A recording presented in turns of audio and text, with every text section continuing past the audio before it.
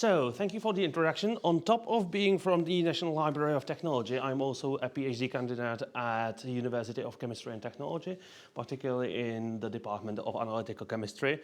So I think that we are fairly close to each other. And that is actually my first question. Let's get an idea about who you are. So raise your hand if you are a PhD candidate. Or just one? Two? Great. Who's postdoc? 3? Or something like that. And those who didn't raise your hand, who you are. How about you? I'm Marcel. Junior, senior? The first, sorry. No problem. You can answer in Czech as well. Já jsem vlastně pracovník, který na první lékařské fakultě Karlovy univerzity. Ale ne doktorantka. Jo. Okay. Who else? Well, I'm also a researcher in the Department of Archaeology and also master's student. Oh, so we got even postgraduate students. Who's a master student here? Oh, quite a lot of you, right. And who's a bachelor student? Okay, that'd be quite surprising, right? Who else isn't a post? Yeah, I'm also a researcher. I'm working with young. Yeah, that's all. How about you? I'm a good teacher, researcher, and also a speaker. Oh, all right, that explains it. How about you? I'm a PhD student at Ostrava. That's at least one of the few. I'm a master's student and a researcher. Great. University. And also medicine or something like that? Residence. Sorry?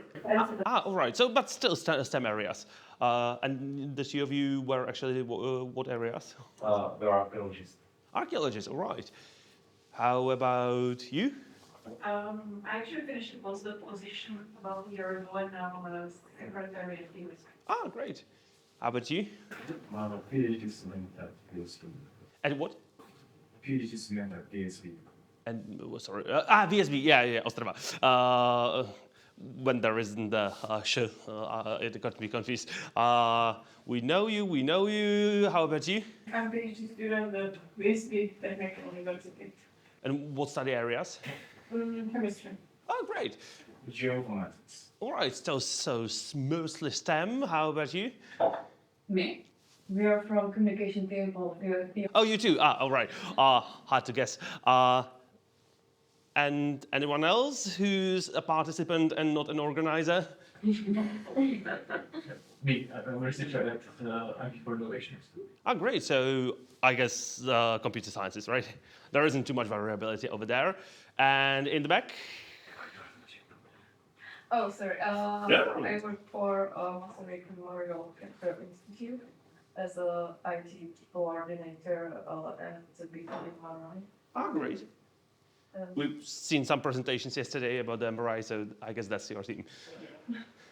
And how about you? Yeah, I'm also part of Massachusetts Memorial Cancer Institute, but at the same time, I'm doing my PhD at Faculty of Informatics. Oh, great. So That's what I call a spread of. Does any of you have any experience with research data management disregarding today? Great.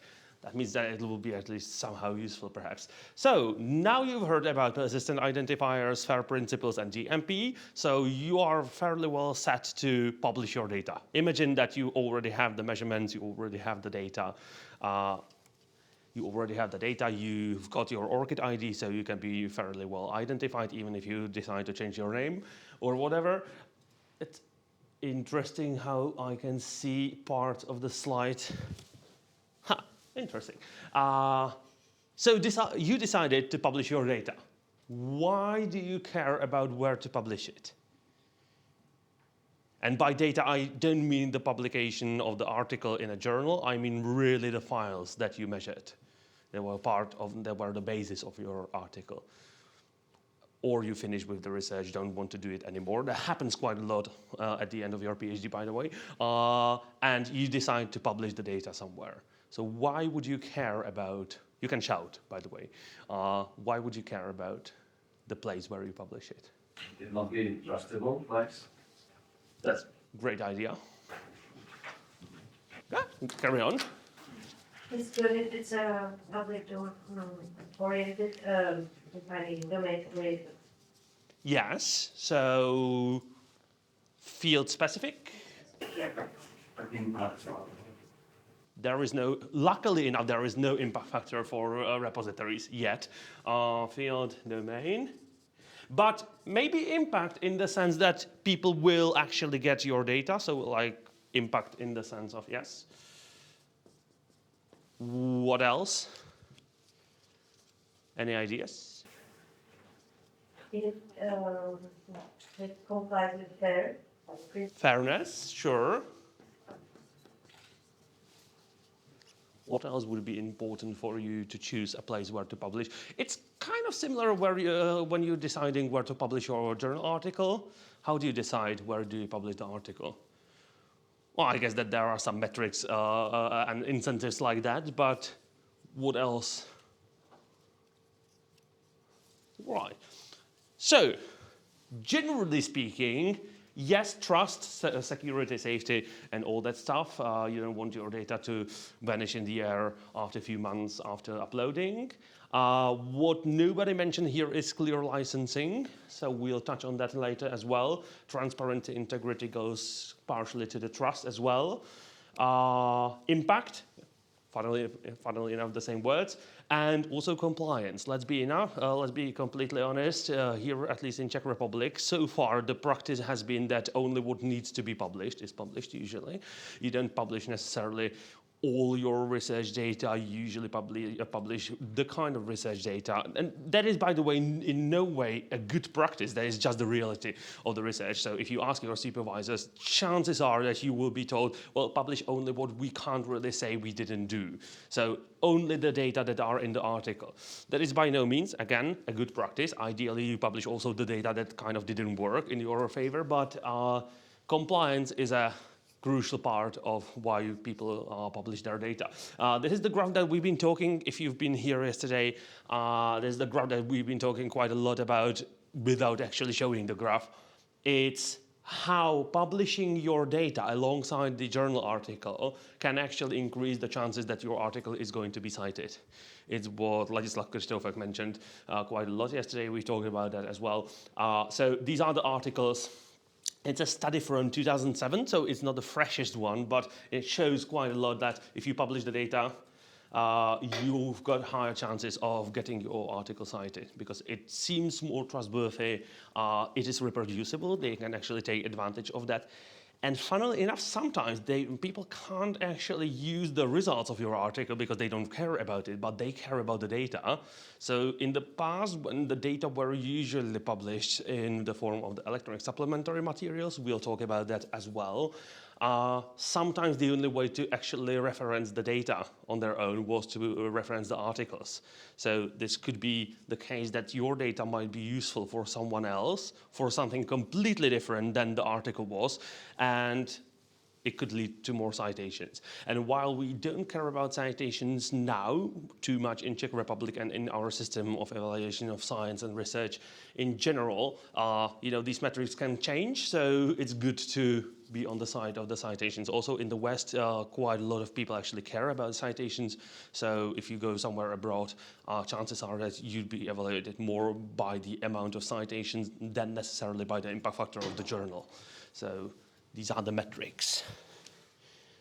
So, repository. Generally speaking, the places where you're going to publish your data, these are called repositories. And they can be distinguished between several categories. One of them is the institutional repository, which you probably already know because it's the place where your bachelor and diploma thesis are published, or at least somehow published, because sometimes it's after login, it's not ideal, but in a way, that is an example of of an institutional repository. However, this is mainly not for data, but for the text, so for publication of information, not publication of data. But there are also institutional repositories for publishing data.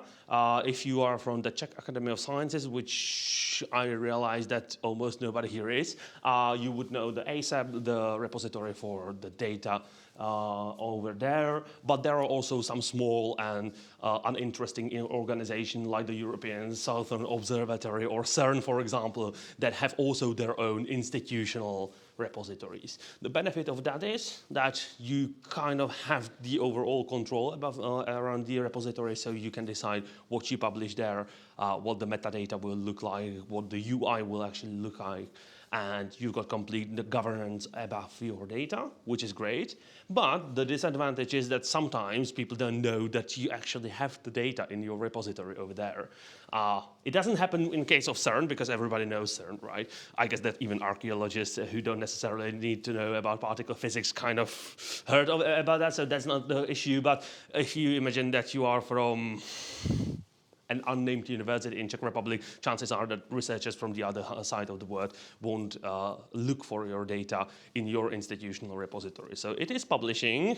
It might be even technically fair because the metadata are there, but nobody's going to look for it. That's the benefit of the general purpose repositories that are the catch-all repositories that we all know and maybe some of us love. For example, Zenodo or the NRP that is being built. The benefit of these is everybody knows about them, so technically everybody can look for your data over there. The disadvantage is, even though that you can look for the data over there, the metadata, the ways you can actually describe your data sets, aren't actually all that useful for searching for something specific. So if you are from the chemistry and you want to look for some infrared spectra, for example, of some material, so you want to learn about some material, you don't really have anything else than full text in Zenodo for that. You can't look for the instrument type, you can't look for the wavelength, you can't really, your phone has fallen. You can't really look for the structure of the molecule that you're looking for. You can full text find it, but I mean, that is no better than Google it, honestly. So it's not great. The National Repository isn't any better, the catch-all part of it, because it is still very general. So it doesn't actually allow you to search for those things that you care about in your domain.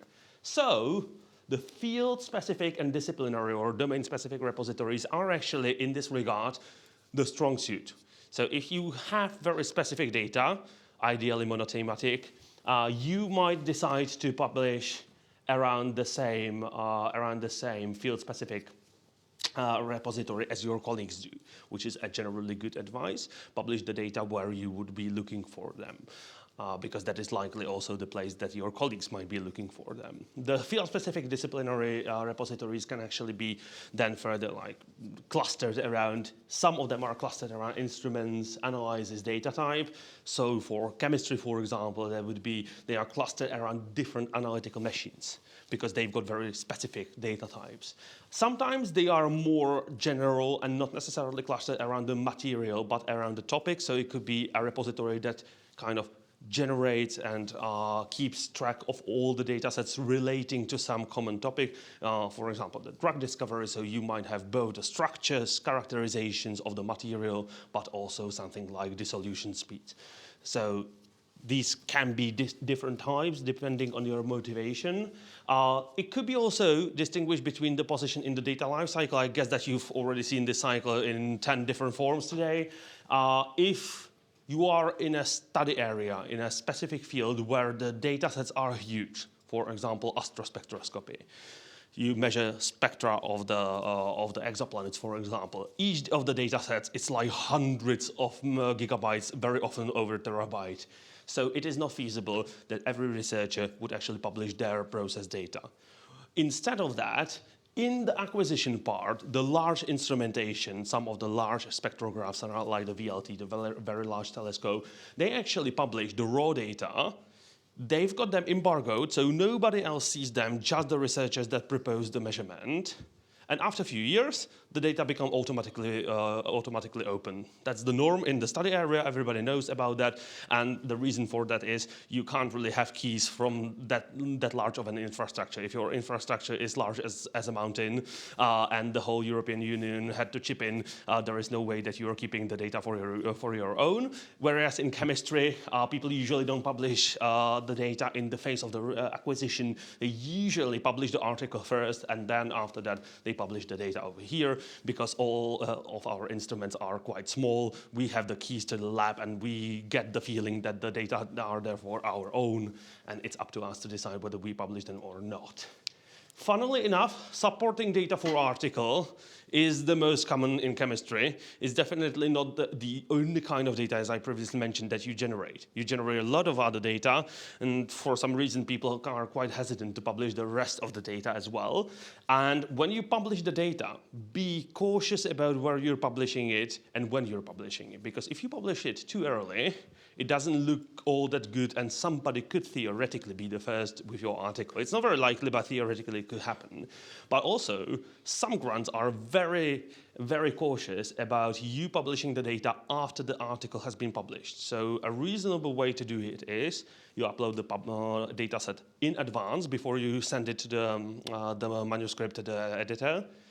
You hide it behind embargo, so technically it is uploaded, but nobody can really see the files. And then after the manuscript is accepted, you celebrate, and the day after that you can actually cancel the embargo and everybody can see that the data set has been uploaded before the date of the acceptance. This way you are in compliance with all the grant requirements. Also, it looks more trustworthy because it doesn't look like you doctored the data based on the review of the article. So it builds a trust. Be cautious about publishing the data in a repository of the publisher, because publishers don't have great experience with opening things up. Their business model is to take as much work off your hands as humanly possible and price it unbelievably. So if you can publish your data in a repository that is open, that has been one of the things mentioned here, it is definitely better. Then there is another aspect of the repositories, and that is curation. There are repositories that are completely open. That is, for example, Zenodo. And you can publish unbelievable garbage over there. Nobody checks. The metadata could be absent. The data could be rubbish. Nobody cares. You can publish whatever, as long as it is 50 gigabytes and 100 files. Then there are curated repositories where somebody doesn't necessarily check the quality of the data, but they at least check that the data set looks reasonably. You filled all the metadata fields, so there is the name, the DOI, and so on, and the structure looks reasonably. But it doesn't actually employ anyone, this kind of repository, that would understand the data. And then there is peer-reviewed repository, where all your deposits are actually first checked by someone from your community who understands your data, and it undergoes a similar process like if you submit an article. So somebody looks in your data. Very often they actually require you to publish a journal article first, and then based on the article, based on the data, they decide if it makes sense, and it is published in the repository. Now, if you need to satisfy your grant provider, this is the way to go. If you want to contribute to the community and you want to publish your high quality data, you want to be actually proud about the work, this is probably the better way. The disadvantage of this is sure, because nobody really can tell you that, no, you can't publish that. This is a gamble in a way. So for grant provider, probably this one. For the community, this one is better. Because obviously, if you want to download the data, well then, why would you go over here if you can go over here and know that this is going to be high quality data, right? So, we've got some questions to ask when you're selecting a repository. The first one is, and I think this is the most important because it will actually inform the rest of the decisions, what is your motivation? Are you doing it just to get your grant provider out of your bag, or are you doing it because you want to actually publish the data? There are actually optimistic people in Czech Republic. I might look like I'm overly pessimistic, but there are actually people who want to contribute to the community and who want other researchers to use their data, either through some more selfish ideas like citations and collaborations, but maybe just for the overall good. Then there are people who just need to get along with the grant provider, so they will publish it somewhere. So motivation is the key. It actually informs also your decision on the metadata. If you want to satisfy your grant provider, well, then DOI is quite enough of the persistent identifiers, and therefore probably the data side metadata are quite enough. But if you want your community to find the data, well, then probably some field-specific metadata are more relevant. The same goes for ontologies. I haven't seen any grant yet in our university that would require people to use ontologies. That means that you are using a fixed dictionary, fixed set of words for describing the headers, the words, the samples that you are actually measuring. It's great because people are very creative. By the way, I might today mention the word creative in a slightly derogatory way. In no way being creative is a bad thing, except for data, because the creativity when it comes to data is the arch enemy of interoperability. So people are creative creatures. They can describe the same thing in multiple ways. Especially if you're speaking Czech, then you can actually switch the position of the adjectives and nouns quite literally, and it is very hard to work with the data afterwards. So ontologies can help you with that, but obviously if you want to satisfy your grant provider, well, why would you care, right? Then you've got file format compatibility. Again, if you are satisfying grant provider, you can upload essentially any files. But if you want other people to use your files, you need to share them in a way that they can actually open the files. So not everybody has the same fancy machine as your department has. So you might want to think about publishing the data in a compatible format. That's the preferred format, I guess, that you've been talking about that in the morning session about the fair. File size and number. Sometimes you generate a data set that has a very large number of very small files. That's typically the spectroscopic files, because usually these are quite easy measurements when it comes to data, but you've got quite a lot of them. And the overall size might be the issue, but also the number of files might be the issue. Example for that is if you want to publish your data in Zenodo, there are two limits, 100 files and 50 gigabytes.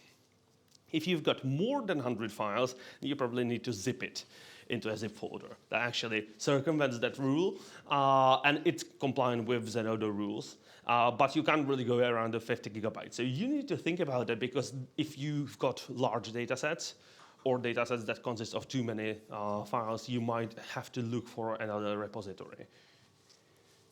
Then we've got access control and embargo. Who here has some sensitive data?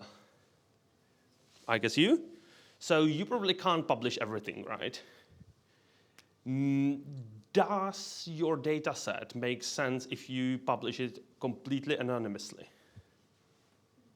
Doesn't. So how do you go around that? I don't know yet. Sorry? I don't know yet. All right. And the good question is, how would you go around that? So if it made sense to publish the data and the data were understandable and they actually would bear the same value if anonymized, which can happen. I do biomedical research as well, and for my research, the name of the patient actually isn't important, right?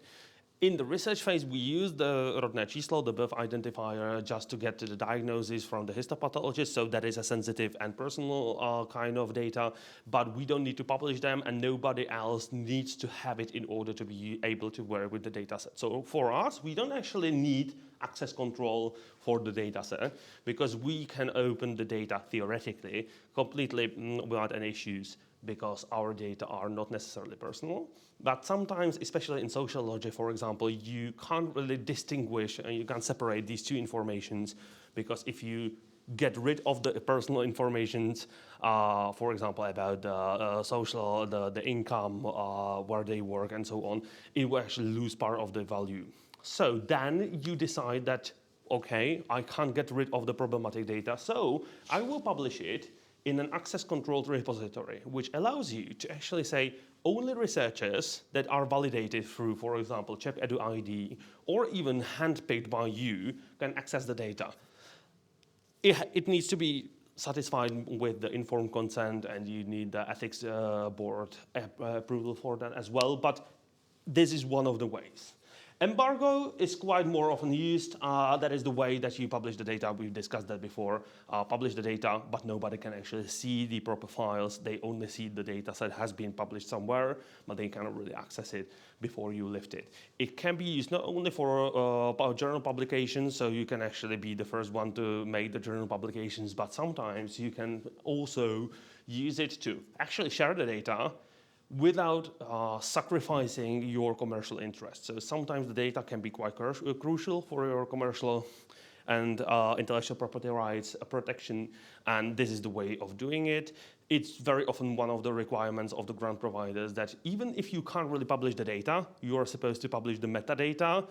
And when you're at it, you can actually publish the data and just hit it under embargo. So after you, for example, ask for the patent, you submit the patent application, you can actually make it open as possible, as been discussed. And licenses. It's not just about what you want, but it's also about what the grant provider wants. There's the rare case where the motivation can actually meet in both ways. So you probably, if you want to submit to your community, want to make it as open as possible. So the licensing would be quite liberal, let's say. But the grant provider might have a very specific license. If you've ever heard about OPEAC, they've got a very clear understanding of what they require, and they are not too flexible in that. So you need to find a repository that actually allows you to publish the data under the license that you're required to.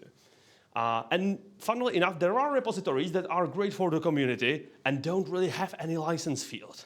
So there is a mass bank spectroscopy for the mass spectroscopy data as a repository that you would probably go to when you need a mass spectroscopy data.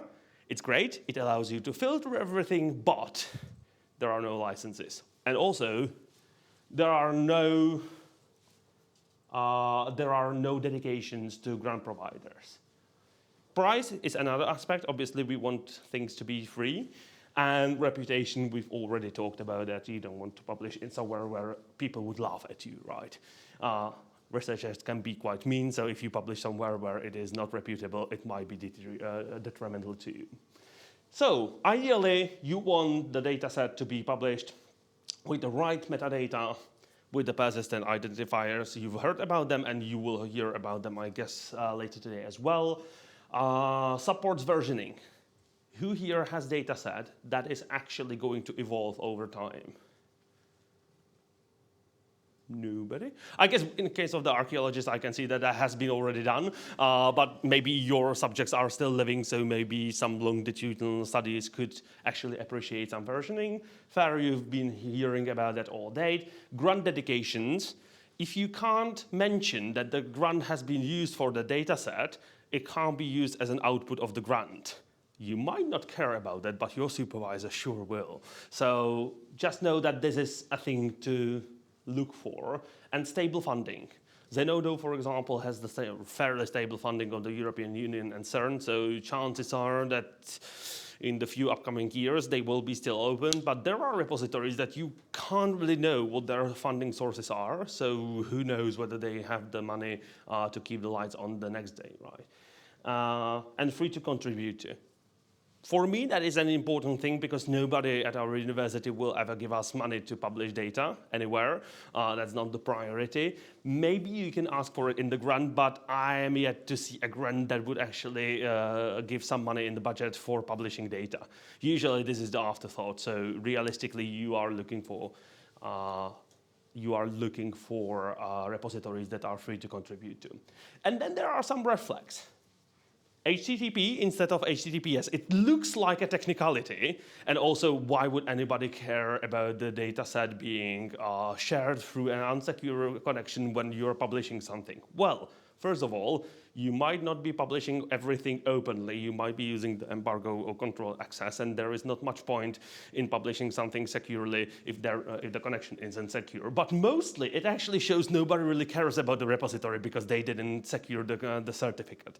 So it's like if you meet someone who didn't shower 2 days, it kind of looks like they don't really take care of themselves, and that's similar for the repository. No clear sustainable funding, we've been talking about that as well. Low number of records. There is nothing bad with a small repository, but honestly, if it is small, nobody's probably going to look at it. And if it is small, if it is too large, like Zenodo, it might be too large to actually fail. So people will fund it because it's too large. But if it is somewhere where you've got 100 gigabytes and few people submit to that, yeah, well, maybe it is not all that large to fail. No grant dedications, no PIDs. There are actually repositories that don't have these two things. And they are completely fine for the community, but they won't be fine for you because nobody can actually attribute the data to you and nobody can reuse them properly. And irrelevant licenses. Sometimes they are not relevant to your grant, sometimes they are not relevant to your needs. Where to look for repositories? That's the more practical aspect for you. Well, first of all, sometimes the grants actually tell you where to publish the data. Then the selection is quite easy, right? But sometimes you need to look for the repositories on your own.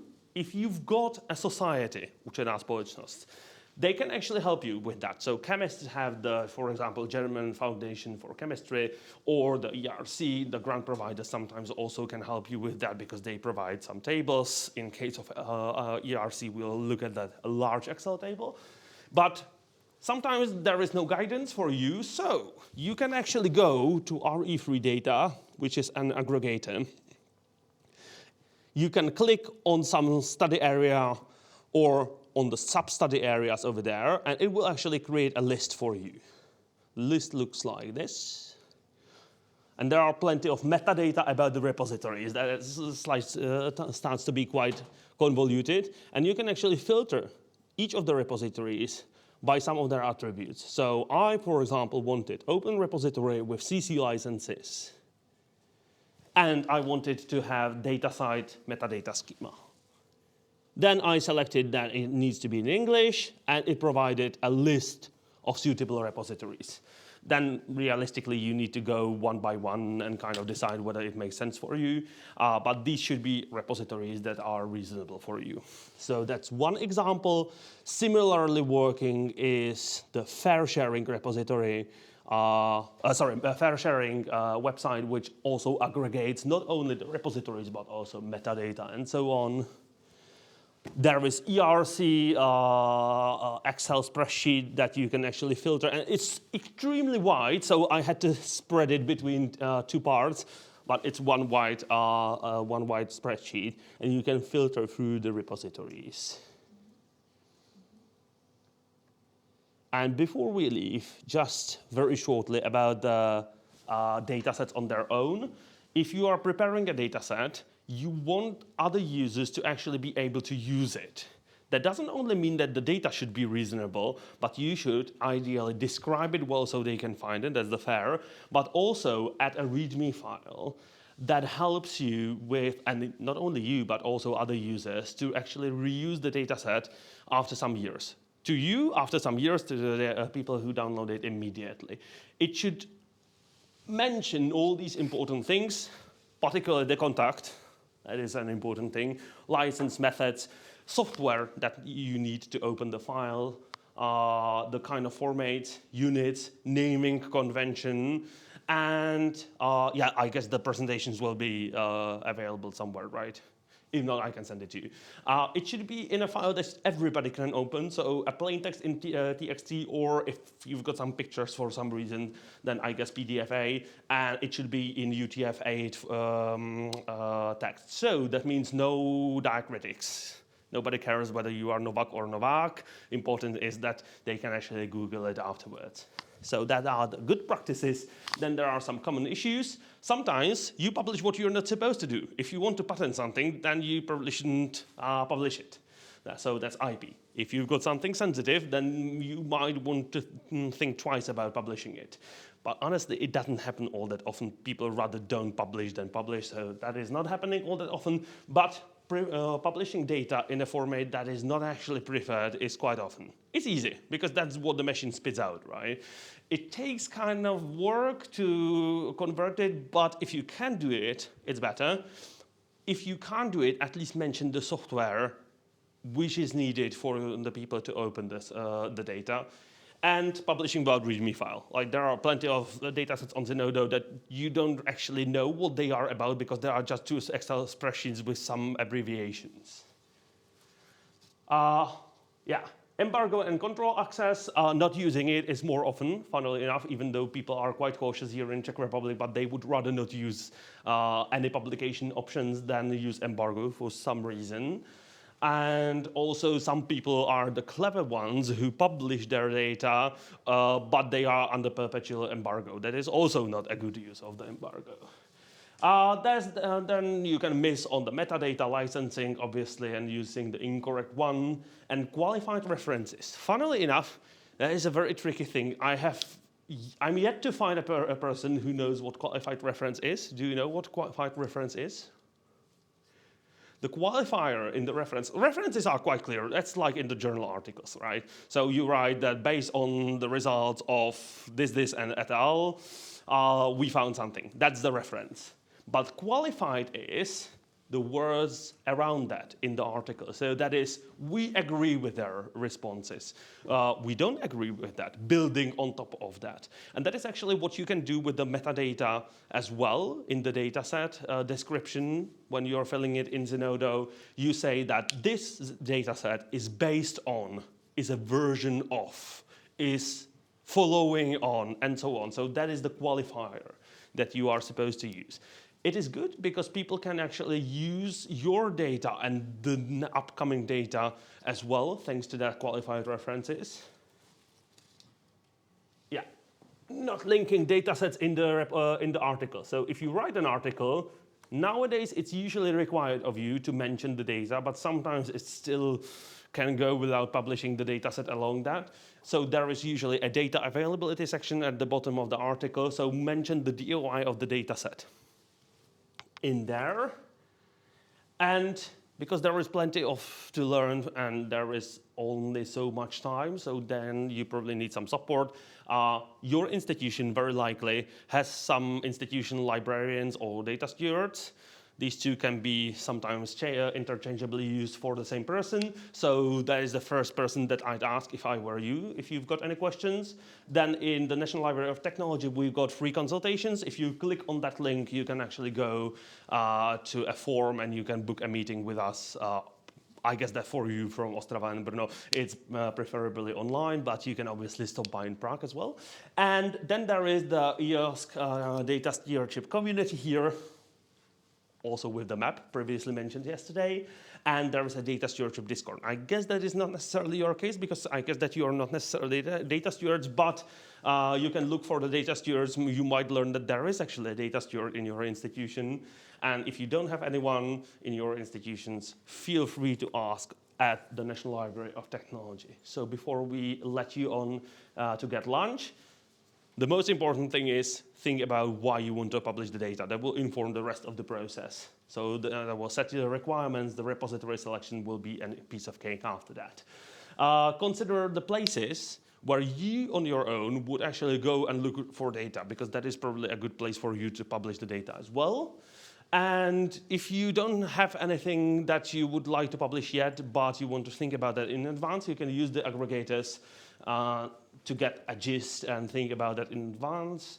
And if in doubt, you've got plenty of places to support. So you can email me or you can book the consultation at the National Library of Technology. So questions? Lunch is downstairs. No, I have a question. Am I allowed to deposit data into different repositories, or is it common? I mean, for example, if I would like to comply with the grant funder to deposit in Zenodo, but also I would like to deposit in the peer-reviewed. I'd say it happens, and the only thing that I would say is to be cautious about the rules of each of the repositories. Sometimes they might not like it, the duplicity, but otherwise, except for being slightly wasteful about the resources, it might be sometimes the only way to do it, actually, to contribute to the community and satisfy the, to have a cake and eat it too. Came across this situation, what is common? I'm usually meeting people who say that I'm not publishing anything, so I can't really say I have, but I mean, for example, for the mass spec data, sometimes you know that the people submitting there are also submitting in Zenodo. So I guess that I haven't checked whether they publish the same data, twice, but I'd guess so. That makes sense. I've never really heard about peer-reviewed data. Me neither. And I'm kind of curious how common is it? How common it is? It's area dependent. So, for example, if you care about secondary structures and tertiary structures of proteins, the PDB is peer reviewed, the protein data bank. So it's area dependent. Some areas care about that more, and somewhere it is common and somewhere it isn't. And I suppose I can use some of the aggregators to figure out like which. Yeah, I think so. I don't think they mentioned I think they got only curated as an option. I don't think there is peer reviewed in there.